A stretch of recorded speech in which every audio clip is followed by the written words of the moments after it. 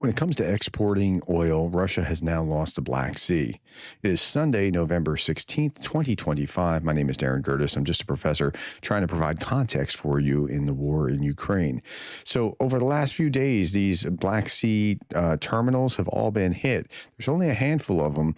All signs now pointing to Ukrainian forces having successfully taken Russia's entire Black Sea export operations offline. So these are the terminals from which they put, the oil on and ship it out. There was only 3 of them. If I'm incorrect, put that in the comments below. The port of Novorossiysk was hit not last night, but the day before, adding itself to the list. And in addition to the port of Tuapse, and no ships are present after Ukraine's missile and drone strikes. Please forgive me. My throat isn't quite what it should be yet. I apologize in advance.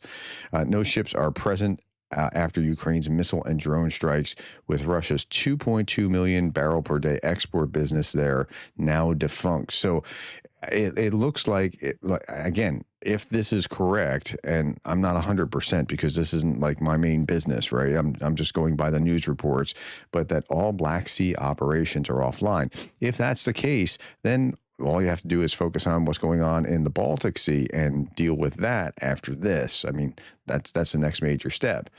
Now, let's just go back and look at the aftermath of the strike, not yesterday, but the day before.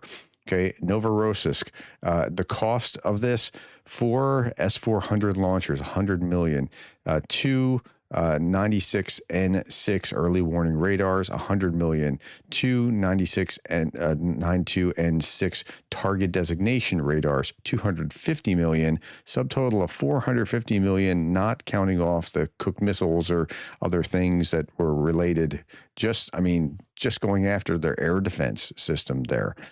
That's pretty significant. Jake Bro talked about the flamingos in the attack before, the Tuapse attack. Let's look at this real quick. Ukraine confirms use of flamingo missiles in strikes on Crimea, Zaporizhia, and targets inside Russia. This is Ukraine's Ministry of Defense. This is their main account. And they put out a video showing the launch of several flamingo cruise missiles from last night. I can share this.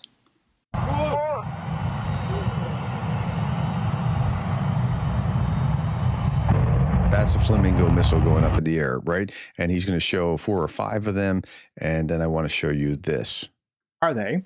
And I think they were working on the guidance system like they were still present. The questions we've been asking since September is, where are they? Mm-hmm. And I think they were working on the guidance system like they were still producing missiles. They were just tweaking the missiles with tests before they wanted to use them in the real world. But I think this is now it. I think every night Ukraine is going to be launching several of these Flamingo cruise missiles into Russia. They probably built up a decent stockpile, a reserve. They've trained the crews, and they now have the experience. He's right about that they're going to be launching missiles, but they're launching different types of missiles. So I'm not contradicting, I'm adding to this. Flamingo missiles were used in Tuapse, Long Neptune used in Novorossiysk. And then what we saw just yesterday, and this is not ports, but this is what's going on yesterday. The Ukraine General Staff of the Armed Forces published a video of launch of BARS missiles for the first time. Missiles isn't quite the right word. It's like jet-powered drone something, but it looks similar. That's what these bars look like, right?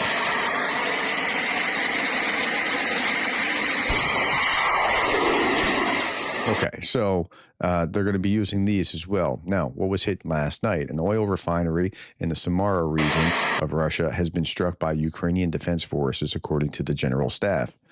One of the main producers for reactive engines for the Russian army.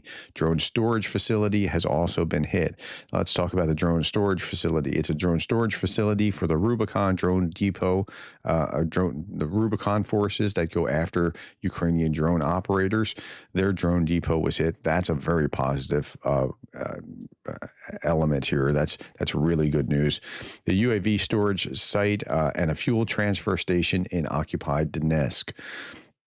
Ukrainian BARS jet drones were used in those strikes. So again, what you've seen now in the last week is this transition from drone attacks to more missile attacks or missile and drone attacks. Ukrainian Defense Forces recently struck a number of Russian targets. Again, the Ryazan oil refinery produces gasoline, diesel fuel, jet fuel, liquefied gases, manufactures 840,000 tons of TS1 aviation kerosene per year, which is used for aerospace forces. A Nebo-U radar station in Russian-occupied Crimea. Military train on the Tomok area of temporarily occupied Zaporizhzhia. Okay, what did the Russians do to Ukrainians last night? 177 drones and missiles. What we see is Ukrainian defenders shot down or suppressed 139 enemy drones, 37 hit at 14 different locations. Russia launched about 1,000 drones, nearly 980 glide bombs, and 36 missiles at Ukraine over the past week. 1 week, 1,000 drones, 980 glide bombs, and 36 missiles. 170 drones just last night. I saw this not yesterday, but the day before, and I thought, wow, that's powerful. Sergei Valensko is a rescuer from Kyiv. In the photo, he's standing among the ruins of his apartment, which was destroyed by Russia last night. Last night, Sergei was on duty. A Russian drone crashed into a building where he lived with his family. The apartment that was full of life just yesterday had been completely burned down. At home, where Sergei's mother, his wife, and their 5-year-old son, and their 8-month-old baby daughter. At home were Sergei's mother, his wife, his 5-year-old son, and his 8-month-old daughter. They managed to react to the air raid alert that saved their lives. So this is the rescuer in his own home that's now burned out. Okay, let's look at the battlefield. 860 Russians off the battlefield. Very low. This is one of the lowest numbers that I've seen in like a month. 3 tanks, 26 artillery systems, and when we look down here, 68 vehicles and fuel tanks. All these numbers are very low given what we've seen over the last month or so. Engagements and casualties are below the 7-day average. First single-digit strike ratio in weeks. That means the numbers are relatively even between Russians and Ukrainians for strikes. Ukrainian forces cut off a highway linking Seldov and Pokrovsk in the Donetsk Oblast. As a result, Russian forces lost the ability to use that route to move light equipment into Pokrovsk and other sections. So that's a positive development. Doesn't mean that it's going to be game-changing in Pokrovsk, but can't hurt. Russian sources claim that they reached Rusin Yar near Konstantinivka, if we go north of Pokrovsk, in the 93rd Mechanized Brigade sector, using thick fog cover, and we keep hearing about fog cover. They try to exploit drone spots, but Ukraine's 93rd had ground robotic systems in place, and these units detected them, relayed their coordinates, and then FPV drones took care of the rest. Russian response to drones, according to Andrew Perpetua, they throw smoke. They use smoke as concealment and then engage the drones. Smoke is your friend. It's a very simple defense, but it's effective against drones. If you can blind the drones, well, then you have a shot. Andrew Perpetua also posted this, guys, talking about Zaporizhzhia. Zaporizhzhia is a part of the battlefield that's very dangerous right now. The Russians are gaining ground in Zaporizhzhia. Said, guys, if you cared about the defense of Zaporizhzhia, you would have raised alarms 10 months ago or so when it became clear that Ukraine was punting its defense. Doing so now because the result of that decision finally became obvious to you doesn't make you an analyst. Well, Andrew Perpetua is one of the people that pays closest attention to the battlefield. So if you're just realizing this as we're just talking about the ground that they're making over the last week or so, you're not to be faulted for that. He's been paying a lot of attention to it. Okay, this is not fun, but there's a famous Ukrainian volunteer, head of the Sternenko Community Foundation, which supplies drones to the front lines, like literally tens or hundreds of thousands of drones to the front lines, gives the following assessment. We're heading toward a strategic scale catastrophe. Okay, so what did he say? Sternenko wrote this: unfortunately, everything is almost exactly like that. We're heading towards strategic scale catastrophe that could lead to loss of statehood. And this is still a very diplomatic assessment. To not notice this is a crime. To remain silent is a crime. Under the current circumstances and without global changes, not only at the level of military command, but also in the political approach to the defensive war, The question of when Russian tanks will roll into, say, Zaporizhia or Dnipro is merely a matter of time. Our defense is falling apart amid the stunning silence about it. Yeah, I mean, Ukraine doesn't have enough volunteers. They never really had enough volunteers, but they're really struggling here. Hopefully winter can give them a pause or a respite in order to rebuild, but Ukraine doesn't have those volunteers. And there's a lot of talk about they need to lower the age of recruitment or in conscription. Now, the Targami, who's an analyst, says, I don't agree that we're on the verge of strategic catastrophe, but I do think that we're gambling with one. I think that's fair. And the risk is growing over time. He is right to call for changes, which you can read in his original statement. Then we see Megan Mobbs add to this. Megan Mobbs is Keith Kellogg's daughter. She works for a nonprofit in Kyiv. A just peace for Ukraine cannot be negotiated on a deteriorating front. That's right, because the more that Putin thinks that he's getting success on the ground in Ukraine, the more he's just going to keep at it and not come to the table. As it stands, the current state of the battlefield will not lead to an end of Russia's war. Instead, it prolongs it, spreads it, makes it more expensive to contain.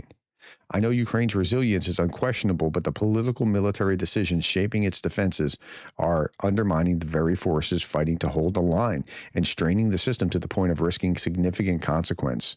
The West, especially the United States, has the influence and the responsibility to press for adjustments in leadership, strategy, and oversight that will strengthen, not weaken, Ukrainian sovereignty. It's foolish to believe that Russian gains will create an off-ramp. This will only embolden Moscow and make any future settlement less stable and far more dangerous for America and our allies. Personally, for President Trump, this war is now an unavoidable part of his legacy. It really is. He said, I can end it in 24 hours. I mean, we're upwards of a year later. If he hesitates, the situation will only worsen and peace will slip out of his reach. So that's their assessment. A couple last things before we're done. Ukraine is preparing a POW exchange aimed at bringing home 1,200 Ukrainians in time for New Year's and Christmas holidays. They're working on that. They'll have those negotiations in Istanbul. And then occupation officials in Luhansk began a new forced call-up of Ukrainians in occupied Luhansk to fight for Russia. Okay, telling locals that they'd guard infrastructure, then sending them to military training centers instead.